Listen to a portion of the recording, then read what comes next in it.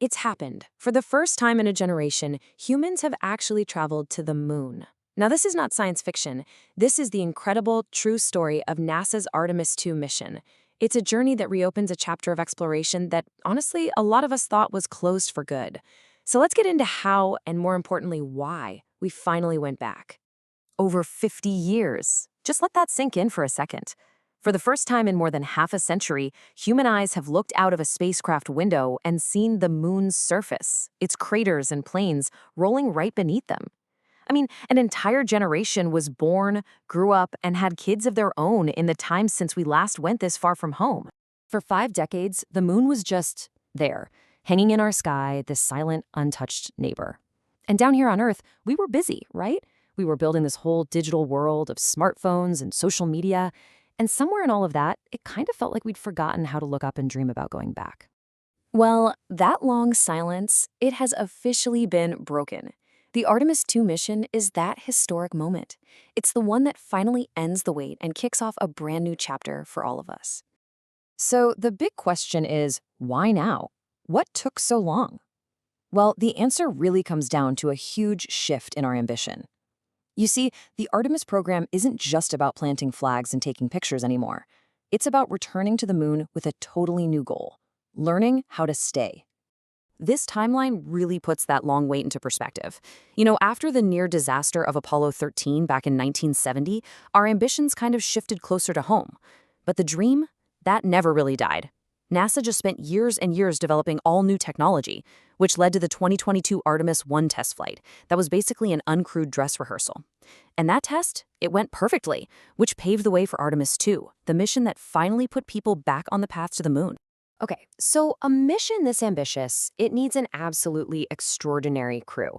So who are these 4 people who trained for years to take this incredible 10-day trip into deep space? Let's meet them. First up, you've got Commander Reed Wiseman. He's a U.S. Navy test pilot and a NASA veteran. He was the person in charge, the one with the ultimate responsibility of getting everyone back to Earth safe and sound. At the controls as pilot was Victor Glover, and he made some serious history on this mission.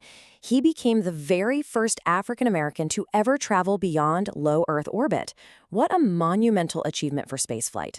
Next, mission specialist Christina Cook. Now, she already held the record for the longest single spaceflight by a woman, which is incredible on its own.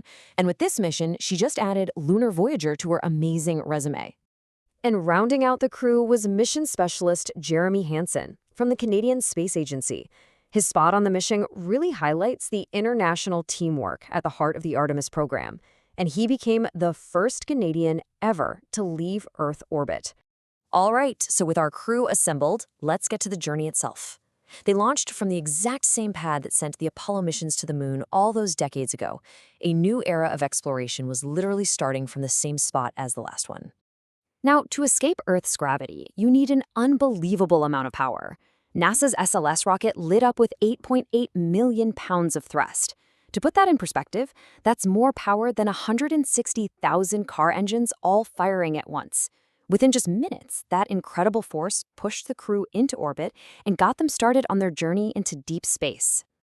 So, 6 days into their mission, the crew was getting close to a huge milestone. We're talking about a distance record set by the Apollo 13 crew that had stood completely unchallenged for more than half a century. And then they crossed it. The Artemis II crew flew further from Earth than any human in history, reaching a distance of over 250,000 miles. They didn't just break the old Apollo 13 record, they absolutely shattered it, pushing the frontier of human exploration deeper into the cosmos than ever before. While they were out there, they witnessed something that very, very few people have ever seen. In this beautiful nod to history, they captured Earthset, our entire planet disappearing behind the curved horizon of the moon. Just a powerful, poetic moment connecting the Apollo generation with our own. But hey, this was far from a simple joyride. This mission was a critical shakedown cruise for all the systems we're going to need for future landings. The crew had to manually fly the Orion capsule to test how it handles in deep space. They pushed the life support systems to their absolute limits, and they gathered crucial data on how deep space radiation affects the human body. Every single task was designed to pave the way for a permanent presence on the moon. So, after swinging all the way around the far side of the moon and ticking off all their objectives, the crew of Artemis 2 pointed their spacecraft's nose back toward that little blue marble, Earth. The final, and maybe the most dangerous part of their mission was about to begin. Re-entry is the ultimate test. The Orion capsule slammed into Earth's atmosphere at nearly 25,000 miles per hour. That's fast enough to get from New York to LA in about 6 minutes. The heat shield was glowing at thousands of degrees, but it performed perfectly. The parachutes deployed, and the crew splashed down safely in the Pacific. Mission accomplished. So the splashdown was a huge success, but it wasn't the end. Not even close. It was really a beginning. So what happens now? What does this incredible achievement unlock for the future of space exploration? The success of Artemis 2 is the first crucial step in a much bigger plan.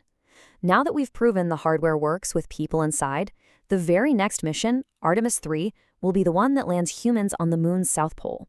And that crew will include the first woman and the first person of color. That landing will then lay the groundwork for a permanent lunar base, a place to learn how to live and work on another world before we take the next giant leap, to Mars.